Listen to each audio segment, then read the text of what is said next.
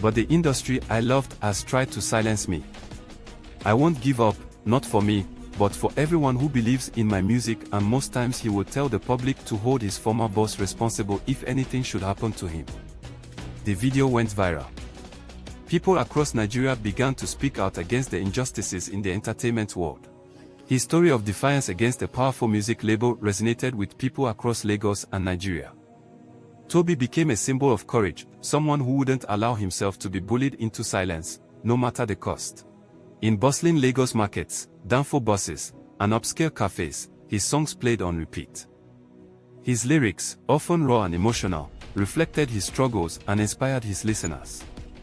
Tracks like Peace and Feel Good became anthems for the underdog. But even with growing love from fans, life remained tough.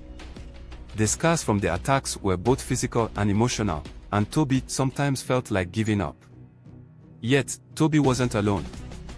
He had loyal friends in the industry who refused to abandon him.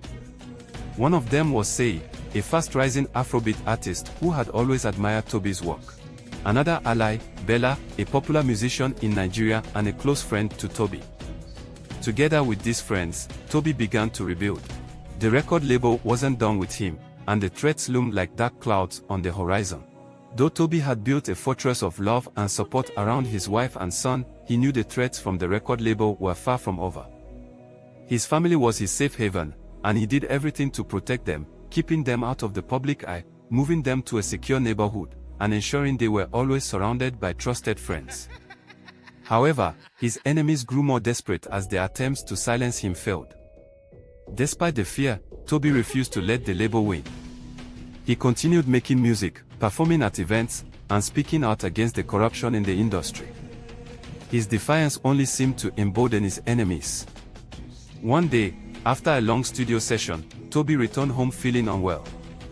He collapsed in the hallway, gasping for air. Sarah rushed him to the hospital, where doctors determined he had been exposed to a toxic substance. Toby barely survived the ordeal, and the experience left him shaken to his core. The day Toby collapsed from poisoning was a dark and heartbreaking one. Despite all his efforts to fight back, despite the love and loyalty of his fans, the evil forces that had tried to break him finally succeeded. His body had been poisoned beyond repair. His pulse grew weak, and soon, he was unconscious, the fight leaving his body, the light in his eyes dimming for the last time. The news